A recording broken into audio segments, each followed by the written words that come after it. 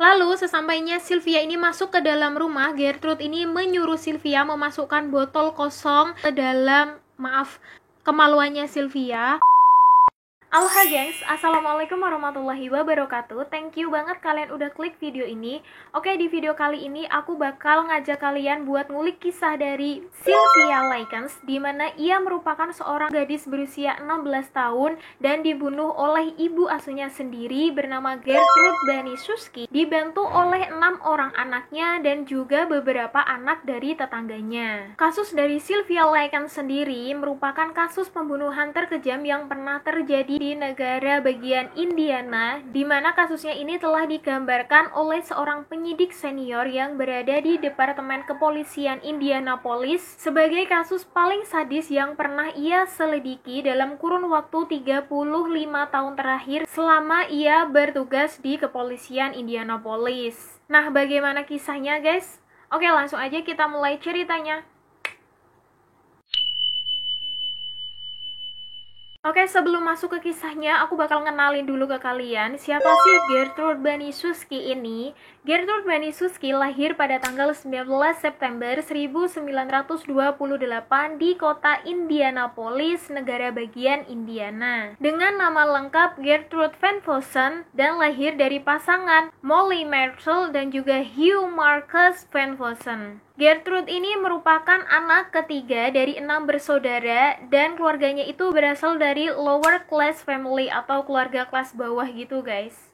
Saat usia Gertrude ini 11 tahun, guys, tepatnya pada tanggal 5 Oktober 1939, ayah Gertrude ini meninggal karena serangan jantung mendadak. Dan ayahnya ini meninggal di depan mata kepala Gertrude sendiri. Otomatis pada saat itu Gertrude mulai menderita depresi. Karena Gertrude ini lebih dekat sama ayahnya daripada ibunya, guys. Makanya dia benar-benar terpukul gitu loh. Pada saat usia Gertrude ini 16 tahun, guys, dia itu putus sekolah dan menikahi John Baniszewski, dimana pada saat itu John Baniszewski ini berusia 18 tahun dan dari pernikahannya ini mereka mempunyai 4 orang anak. John Baniszewski ini termasuk orang yang temperamental gitu, guys, dan dia tuh sering banget memukuli istrinya. Walaupun demikian, pernikahan mereka ini bertahan selama 10 tahun sampai akhirnya mereka itu bercerai untuk pertama kalinya. Dan sesaat setelah Gertrude ini bercerai dengan John, dia itu menikahi sosok laki-laki bernama Edward Guthrie. Nah, disinilah pernikahan mereka ini hanya bertahan 3 bulan karena si Edward ini dia tidak mau menanggung biaya anak dari Gertrude. Ya emang bukan anaknya sih, makanya dia tuh nggak mau menanggung. Dan dari pernikahannya dengan Edward ini, Gertrude tidak mendapatkan anak ya, guys. Nah, setelah bercerai dengan Edward, Gertrude akhirnya menikah kembali dengan John Baniszewski untuk kedua kalinya. Dan dari pernikahannya ini, Gertrude memiliki 2 orang anak lagi, guys. Dan setelah itu, nggak lama kemudian, mereka juga memutuskan untuk bercerai. Dan setelah perceraian kedua dengan John Baniszewski, Gertrude ini nggak kapok, guys. Dia kembali menjalin kasih dengan seorang laki-laki bernama Dennis Lee Wright, di mana Dennis ini berusia 22 tahun dan pada saat itu Gertrude berusia 36 tahun. Dan walaupun usia mereka ini terpaut cukup jauh, tapi mereka berdua ini tetap berhubungan tanpa ikatan pernikahan. Sampai akhirnya Gertrude ini hamil 2 kali dengan Dennis. Yang pertama ini keguguran dan anak yang kedua ini lahir otomatis menjadi anak ketujuh Gertrude dan anak pertama dengan Dennis Lee Wright ini.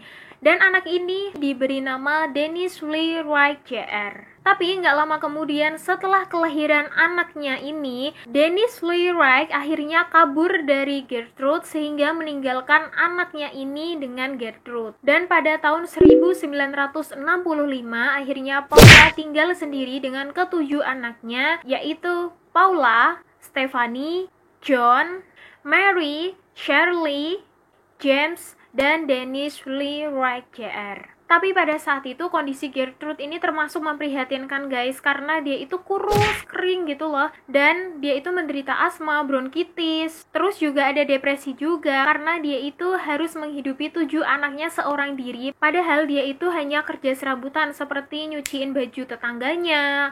Dan dia juga membuka tempat penitipan anak.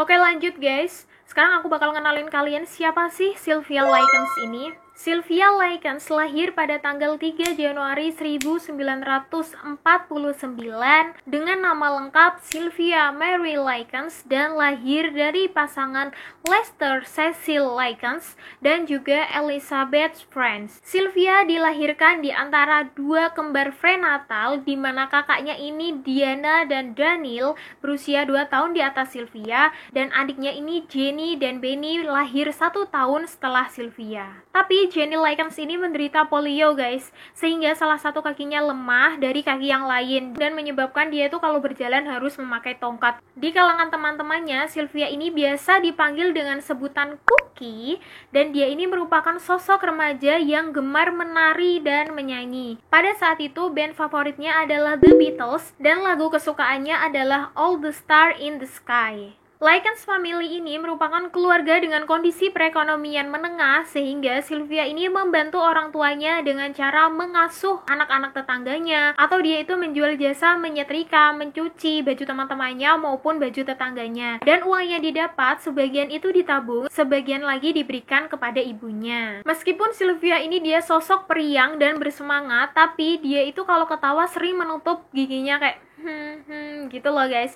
Karena pada saat kecil dia itu bertabrakan dengan saudara laki-lakinya sehingga menyebabkan dua giginya depan ini patah. Pada tahun 1965, Sylvia dan Jenny Likens tinggal bersama kedua orang tuanya di Indianapolis. Nah, pada tanggal 3 Juli 1965, ibunya ini ditangkap dan dipenjara karena ngutil suatu barang. Sehingga Lester, ayah dari Jenny dan juga Sylvia ini mengatur supaya anaknya ini bisa diasuh oleh Gertrude. Karena ayah dan ibunya ini dia kan bekerja karnaval. Nah, dia itu tidak mau anaknya ini ikut bekerja bersamanya. Karena dia itu takut kalau misalnya Sylvia dan juga Jenny itu ikut, maka sekolahnya itu akan terbengkalai gitu guys. Pada saat membuat perjanjian penitipan anak, Gertrude ini berjanji kepada Lester kalau misalnya bakal mengurus atau menyayangi Jenny dan juga Sylvia seperti anaknya sendiri. Sehingga Lester ini percaya menitipkan anak-anaknya kepada Gertrude dengan bayaran $20 per minggunya. Kalau misalnya dirupiahin sekarang ya sekitar 280 ribuan gitu guys. Nah, setelah perjanjian disepakati guys, akhirnya Jenny dan juga Sylvia ini pindah ke rumah Gertrude. Atau rumahnya ini kalau misalnya di searching namanya itu 3850 East New York Street.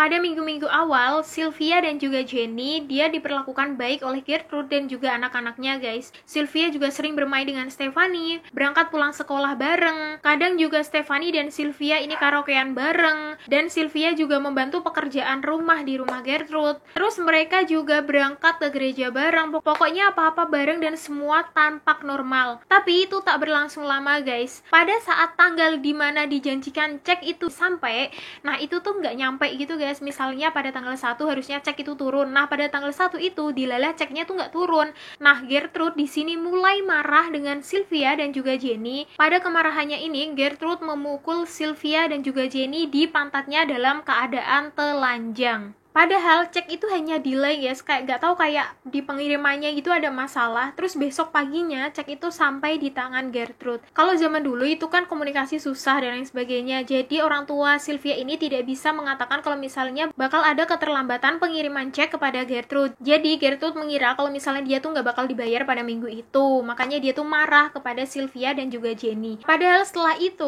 cek itu mulai lancar kembali guys, tapi pelecehan dan penyisaan kepada Likens sister ini tidak berhenti di situ saja. Pada pertengahan Agustus 1965, Gertrude mulai memfokuskan pelecehan dan penyisaannya ini hanya kepada Sylvia. Dan motivasi utamanya karena Gertrude ini iri dengan bentuk fisik Sylvia. Sylvia digambarkan sebagai gadis ramah, percaya diri, lincah, terus dia itu mempunyai rambut sepanjang bahu gini, gelombang berwarna coklat. Nih, fotonya kayak gini. Dia itu emang cantik. Pelecehan ini awalnya itu ditimpakan pada Sylvia Likens, dimana pada saat itu Sylvia dan juga Jenny ini pulang dari sekolahnya. Nama sekolahnya ini Arsenal Technical High School. Jadi biasanya tuh disingkat dengan sebutan Arsenal Tech. Nah, setelah pulang sekolah inilah Sylvia dan juga Jenny jarang dikasih makan, jarang dikasih minum, bahkan kadang mereka ini makan makanan sisa, atau enggak mereka itu ngorek-ngorek tong sampah untuk mendapatkan makanan dari sisa-sisa makanan yang dibuang warga gitu guys. Pada akhir Agustus, Paula Baniszewski, anak pertama dari Gertrude Baniszewski ini, dia itu menuduh Sylvia dan juga Jenny makan terlalu banyak di jamuan gereja anak pada saat itu. Nah, disitulah Gertrude marah, kemudian mencambuk 15 kali di punggung Sylvia dan juga Jenny. Kenapa marah gitu kan ya? Mungkin si Gertrude ini malu kalau misalnya Sylvia dan juga Jenny ini makan terlalu banyak, otomatis kan orang-orang berpikir kalau misalnya Laken sister ini dia tuh tidak dikasih makan di rumah Gertrude. Karena makanya tuh kayak orang kesurupan gitu guys. Karena Sylvia ini kesel guys, dituduh, dipukulin, akhirnya dia tuh menyebarkan rumor kalau misalnya Paula dan Stefani ini seorang pelacur. Nah, di sini Sylvia ini satu sekolah dengan Paula dan Stefani ya. Pada saat itu, Stefani dan Paula ini gak dengar desas-desus itu guys. Sampai akhirnya ada satu teman cowok dari Stefani itu ngadu ke Stefani. Heh Stefani, tuh kamu tuh diomongin sama Sylvia, katanya kamu sama kakakmu pelacur, kamu gak mau labrak? Pada saat itu, Stefani tuh gak langsung terpancing emosi gitu guys, dia masih tenang, legowo, masih senyum sama teman-temannya. Tapi sampainya lah di rumahnya ya kan, Stefani langsung melabrak Sylvia, terus ditanya apakah desas-desus yang mengatakan bahwa dirinya dan juga Paula ini pelacur dia yang membuat. Disitulah Sylvia mengaku, sampai akhirnya Stefani ini naik pitam dan memukul Sylvia. Di situ Sylvia akhirnya menangis dan meminta maaf, meminta ampun kepada Stefani, dan Sylvia menyesal. Kemudian dia berjanji tidak akan mengulangi kembali. Namun ketika pacar Stefani, Coy Hubbard yang berusia 15 tahun dan merupakan tetangga dari Gertrude, mendengar desas-desus itu, kemudian dia segera datang ke Sylvia dan membabi buta. Jadi Sylvia itu pukul, kepalanya dijedotin ke tembok, terus badannya tuh dilempar, sampai akhirnya Sylvia itu nggak bisa ngapa-ngapain lagi guys. Dan setelah itu Gertrude pun datang membawa dayung, jadi kayak pemukul gitu tapi bentuknya kayak dayung gitu loh guys. Nanti kalau misalnya aku ketemu sama gambarnya aku bakal taruh di sini. Tapi kalau misalnya enggak, kalian bayangin aja kayak dayung gitu bentuknya, dan dipukullah Sylvia ini sampai babak belur. Tapi nggak sampai di situ aja guys, masih ada Paula. Tiba-tiba Paula datang dan dengan keadaan yang benar-benar marah, dia itu memukul Sylvia sekuat tenaga yang ditujukan ke mulutnya dan juga matanya, sampai tangan si Paula ini menjadi patah dan akhirnya dia itu harus memakai gips. Dan kalian kalau misalnya tanya kok Jenny tidak menyelamatkan kakaknya, tapi sejujurnya Jenny itu udah mau menolong Sylvia guys. Tapi karena diancam oleh Gertrude kalau misalnya dia itu menyelamatkan Sylvia, maka dia itu akan disiksa sama seperti apa yang dilakukan kepada Sylvia. Maka dari itu Jenny itu takut dan dia hanya bisa melihat keadaan kakaknya yang udah babak belur guys. Gertrude juga berulang kali menuduh Sylvia ini melakukan pergaulan bebas atau dalam bahasa kasarnya itu melacur, dan Gertrude sering kali merendahkan Sylvia. Bahkan biasanya itu Jenny disuruh memukul kakaknya guys. Kalau misalnya Jenny ini nggak mau, dia yang bakal dipukul sendiri oleh Gertrude. Pada suatu kesempatan Gertrude ini marah besar kepada Sylvia karena Sylvia ini pulang diantar sosok laki-laki. Nah, diketahui bahwa laki-laki ini merupakan pacar dari Sylvia. Lalu sesampainya Sylvia ini masuk ke dalam rumah, Gertrude ini menyuruh Sylvia memasukkan botol kosong ke dalam, kemaluannya Sylvia, dan meminta John dan juga Coy menyeret Sylvia ke basement. Sampai akhirnya Sylvia ini pingsan karena dilempar dari lantai atas ke basement guys. Selama di basement, Sylvia ini mendapat pelecehan dan juga kekerasan, baik itu mental maupun verbal guys. Jadi anak-anak dari Gertrude ini sering banget pulang membawa teman-temannya untuk menyiksa Sylvia dengan cara disudut rokok. Bahkan kadang Sylvia ini dijadikan boneka untuk latihan judo, dipukul pakai tongkat sapu, ditonjok, bahkan kadang itu ditelanjangi dan dipermalukan secara rame-rame gitu guys. Alhasil Sylvia ini menerima luka sudutan rokok sebanyak lebih dari 100. Selain itu kulit badannya juga mulai mengkelupas guys. Ya karena emang kekerasannya udah luar biasa banget sih, setan memang. Gertrude akhirnya melarang Sylvia masuk ke sekolah karena Gertrude ini mendapat laporan bahwa Sylvia ini mencuri baju olahraga. Karena pada saat itu Sylvia ini meminta pakaian kepada Gertrude, tapi Gertrude tuh nggak kasih guys. Makanya dia tuh terpaksa mencuri pakaian olahraga di sekolahnya. Sepulangnya Sylvia dari sekolah, kemudian Gertrude mencambuk Sylvia dengan sabuk polisi selebar 7,6, ya seginian mungkin lah. Oh ya Allah, itu jahat banget sih, dan itu berulang kali sampai si Gertrude ini entah kayak mana otaknya ya, ya, tiba-tiba dia itu mengalihkan pembicaraannya ke kejahatan seks pranikah dan berulang kali menendang kemaluan Sylvia. Akhirnya Stephanie yang melihat itu melerai mereka dan membela Sylvia. Jadi kayak, "Ma, udah, Sylvia tuh nggak melakukan apa-apa," gitu. Tapi Gertrude ini tidak mendengarkan kata-kata Stephanie, guys. Sampai akhirnya Gertrude ini membakar jari-jari tangan Sylvia dan setelah itu dia mencambuk Sylvia kembali. Ya Allah. Sebenarnya rentang bulan Juli ke Agustus, Lesternya juga Betty atau orang tua dari Sylvia dan Jenny ini, dia tuh sering mengunjungi anaknya, guys. Ya paling nggak berapa minggu sekali gitulah. Tapi Sylvia ini tidak berani mengadu ke orang tuanya atas perlakuan Gertrude tadi, guys. Ya karena waktu Jenny dan juga Sylvia bertemu orang tuanya ini didampingi oleh Gertrude dan juga anak-anaknya. Jadi dia benar-benar tidak berani ngomong sepatah kata apapun tentang perlakuan kejam dari Sylvia dan juga anak-anaknya. Dan pada awal September 1965, Sylvia dan Jenny ini bertemu dengan kakak perempuannya, Diana, di sebuah taman dekat rumah Gertrude. Nah, di situ Sylvia ini mengadu kepada Diana. Tapi Diana ini agak kurang percaya gitu loh, guys, apa yang dikatakan oleh Sylvia. Padahal itu Jenny juga mengatakan itu. Tapi Diana menganggap bahwa cerita adiknya ini berlebihan. Sehingga Diana ini tetap menyuruh pulang Sylvia dan Jenny ke rumah Gertrude. Pada akhir September 1965, Diana kembali mengunjungi Sylvia dan Jenny di taman yang sama. Tapi pada kunjungan kali ini, Mary, anak dari Gertrude, mengikuti Sylvia dan Jenny menemui Diana. Nah, di situ Sylvia kembali menceritakan kepada Diana apa yang dilakukan keluarga Baniszewski ini kepadanya. Tapi lagi-lagi Diana agak kurang percaya gitu, guys, terhadap cerita Sylvia. Kemudian Sylvia dan juga Jenny mengadu lapar kepada Diana. Sampai akhirnya Diana membelikan sandwich dan dua orang ini makan dengan lahap sampai kekenyangan. Nah, hal itu semua disaksikan oleh Mary. Disitulah Mary mulai lapor kepada Gertrude dan pada saat Sylvia dan Jenny ini pulang, Gertrude mulai menginterogasi keduanya. Dan Gertrude selain marah karena aduan dari Sylvia ke Diana, dia juga marah karena Sylvia dan Jenny ini makan dengan kenyang terlebih dahulu sebelum Gertrude dan anak-anaknya ini makan. Kemudian pada saat itu juga Gertrude dan Paula, anak pertama dari Gertrude ini, memandikan Sylvia dengan air panas dengan asumsi, "Kamu tuh banyak dosa, jadi aku harus memandikan kamu dengan air panas supaya dosa-dosa kamu tuh bisa melebur," gitu, guys. Nah, pada saat dimandikan air panas itu, Sylvia akhirnya pingsan. Kemudian Gertrude menarik rambut Sylvia dan menjedotkan atau membenturkan kepala Sylvia ke bak mandi sampai akhirnya Sylvia ini bangun kembali dari pingsannya, guys. Ya Allah, ini tuh benar-benar jahat banget tau. Dan pada suatu kesempatan Gertrude ini memegang pisau dan diarahkan kepada Sylvia gitu, guys. Kemudian Gertrude berkata kepada Sylvia, "Ayo sini kamu, lawan aku kembali," gitu. Kemudian Sylvia ini menjawab dan meminta maaf bahwa dia itu tidak tahu cara menggunakan pisau dan tidak tahu cara bertarung. Mendengar jawaban Sylvia itu, bukannya seneng atau gimana gitu ya, nggak jadi dilawan gitu dia sama Sylvia.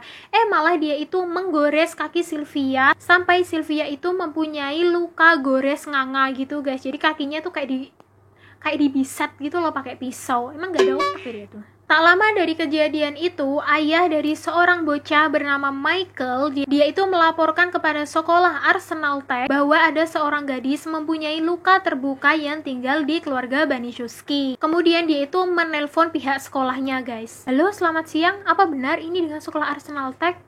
Dia bilangnya kayak gitu, guys. "Oh iya, benar Pak, benar, ini dengan Arsenal Tech. Ada perlu apa ya Pak?" gitu. "Oh maaf, saya ini mau melaporkan. Kemarin tuh saya melihat ada seorang gadis mempunyai luka yang cukup parah Pak, tinggal di keluarga Baniszewski." Si bapak itu bilang gitu, guys, ke sananya. "Apakah itu murid dari sekolah sini?" "Oh iya, benar, itu kayaknya murid dari sekolah Arsenal Tech. Soalnya kemarin-kemarin tuh saya melihat dia itu berangkat sekolah pakai baju seragam dari Arsenal Tech. Jadi mungkin itu salah satu siswi dari Arsenal Tech, Pak. Coba Bapak lihat dulu deh. Kasihan banget Pak saya lihatnya. Ya Allah, lukanya itu loh. Sungguh ngeri, Pak." "Oh iya Pak, terima kasih laporannya. Coba nanti saya cek dulu, kemudian saya kirim perawat ke sana ya Pak." "Oh iya Pak, iya siap. Ditunggu ya Pak." Dan pada saat diselidiki, guys, ternyata benar ada salah satu murid bernama Sylvia Likens. Dia itu udah beberapa hari tidak masuk sekolah.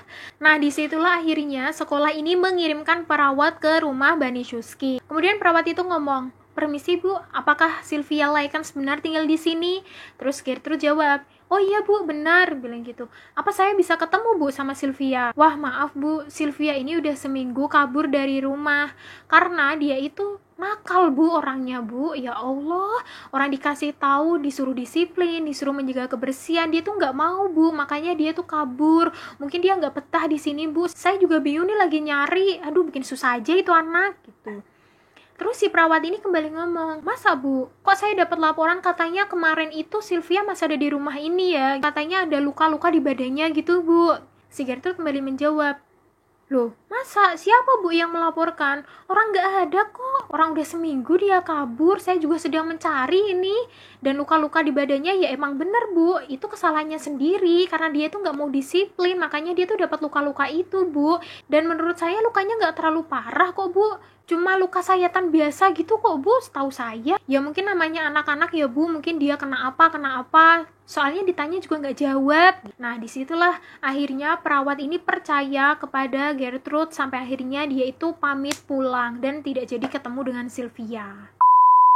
Pada tanggal 1 Oktober 1965, Diana kembali mengunjungi rumah Gertrude untuk bertemu Jenny dan juga Sylvia. Nah, di situ Gertrude mulai menunjukkan gelagat aneh dan tidak mengizinkan Sylvia untuk ketemu dengan Diana. Kenapa sih, Bu? Kenapa nggak boleh? Orang saya mau ketemu adik-adik saya aja kok, masa nggak boleh? Dengan segala macam cara, Gertrude akhirnya berhasil mengusir Diana dari rumahnya. Dan karena frekuensi penyiksaan kepada Sylvia ini semakin meningkat, akhirnya Sylvia ini sering ngompol guys. Dan Gertrude ini tidak mengizinkan Sylvia ini ke kamar mandi untuk bersih-bersih guys. Akhirnya ya udah Sylvia ini badannya basah kuyup karena ompol. Sebagai hukuman dari inkontinensia yang diderita oleh Sylvia ini, pada tanggal 6 Oktober 1965, Gertrude melempar Sylvia ke ruang bawah tanah. Di sini Sylvia sering ditelanjangi, dipukul, dibenturkan kepalanya ke tembok. Pokoknya segala macam penyiksaan yang sebelum-sebelumnya itu udah dilakukan secara terus-menerus dan secara konsisten, guys. Dan bahkan Sylvia ini jarang diberi makan dan minum guys. Sampai akhirnya karena dia kelaparan dan juga dehidrasi akut, mau nggak mau dia terpaksa meminum air kencingnya dan juga memakan fesesnya guys. Ya Allah, ini benar-benar sadis banget sih hewan ini. Hewan juga nggak sampai segininya sama anaknya. Ya Allah, astagfirullahaladzim. Bahkan kadang-kadang anak tetangga ini dikenakan biaya 5 sen untuk melihat lekuk tubuh Sylvia yang telanjang tadi. Tapi tidak hanya melihat aja guys, mereka juga diperbolehkan memukul, menindas, membakar, apa ajalah pokoknya sesuatu yang bisa menyiksa Sylvia ini diperbolehkan oleh Gertrude. Dan selama ditawan di basement, Gertrude ini sering memandikan Sylvia dengan air panas guys. Kemudian menggosok luka Sylvia ini dengan garam. Disitulah Sylvia mulai teriak-teriak karena kesakitan. Dan apa yang dilakukan Gertrude? Bukannya berhenti, tapi dia menyumpal mulut Sylvia ini dengan kain supaya Sylvia ini teriakannya tidak sampai terdengar oleh tetangga. Dan pada malam hari sebelum tidur, Gertrude dan John, anak dari Sylvia ini, dia tuh tidak puas hanya menyiksa Sylvia pada pagi hari tadi guys. Mereka mencekoki Sylvia dengan popok berisikan kotoran dan juga urin dari anak terakhir Gertrude yang berusia 1 tahun ini, sampai akhirnya Sylvia ini muntah-muntah, kemudian diberi setengah cangkir air untuk minum. Nih, minum, ini air terakhir kamu hari ini. Dan jangan minta lagi. Boleh gak sih berkata kasar? Kesel banget. Gila sih. Pada 22 Oktober 1965, John Banisowski kembali menyiksa Sylvia dengan memberinya sup panas untuk dimakan, tapi tidak diberi cendok ataupun alat yang buat makan gitu guys. Sylvia hanya diperbolehkan makan sup itu dengan tangan kosong, tanpa basa-basi. Karena Sylvia sudah kelaparan dan juga dehidrasi akut, dia akhirnya mengambil sup itu dan langsung memakannya. Pada suatu ketika, tiba-tiba Gertrude ini mengizinkan Sylvia untuk tidur di ruang atas bersama Jenny. Tapi dengan syarat Sylvia ini tidak boleh mengompol. Dan pada saat mau tidur, Sylvia ini meminta Jenny untuk memberikannya segelas air sebelum tidur. Dan besok paginya ketika bangun, Gertrude menemukan Sylvia ini dalam keadaan mengompol. Nah, apa yang dilakukan Gertrude? Seperti biasa, Sylvia dipaksa Gertrude memasukkan botol Coca-Cola kosong ke vaginanya, dan itu harus dilakukan di depan anak-anaknya. Jadi ya Allah, tega banget sih emang Gertrude ini, ya Allah. Sebelum Sylvia ini dipaksa kembali masuk ke dalam basement, Gertrude ini memanggil Sylvia untuk datang ke dapur. Dan Gertrude berkata kepada Sylvia, kemarin kan kamu menfitnah anak-anakku pelajar kan? Nah sekarang aku akan memberimu cap itu. Sambil mengejek gitu guys muka si Gertrude. Kesel. Kemudian Gertrude mulai mengukir kata-kata I'm prostitute and proud of it ke perut Sylvia dengan jarum yang telah dipanaskan. Ketika Gertrude tidak dapat menyelesaikan cap itu guys, akhirnya diambil alih oleh Richard Hobbs yang berusia 14 tahun untuk menyelesaikan kata-kata yang kurang di perut Sylvia. Dan hal itu terjadi ketika Jenny diajak pergi oleh anak dari Gertrude yang lain. Kemudian Gertrude ini mulai mengajak Sylvia guys. Hey Sylvia, apa yang akan kamu lakukan sekarang? Kamu bahkan punya cap seperti itu, apakah kamu bakal bisa menikah? Kurasa tidak. Dengan lemah Sylvia menjawab sambil menangis. Saya kira tidak ada yang dapat saya lakukan sekarang. Dan Gertrude beserta anak-anaknya yang melihat hal itu menjadi puas gitu guys. Sebelum Sylvia diseret kembali ke basement pada hari yang sama, Gertrude memamerkan tato yang ada di tubuh Sylvia ke anak-anak tetangganya dengan mengatakan bahwa Sylvia mendapatkan tato tersebut dari pesta seks. Nah, setelah dipermalukan seperti itu, kembali Sylvia diseret ke basement oleh Coy Hubbard. Tapi sebelum hal itu dilakukan, Jenny mendekati polisi kemudian berbisik, Pak polisi, tolong selamatkan aku, nanti aku akan ceritakan semuanya.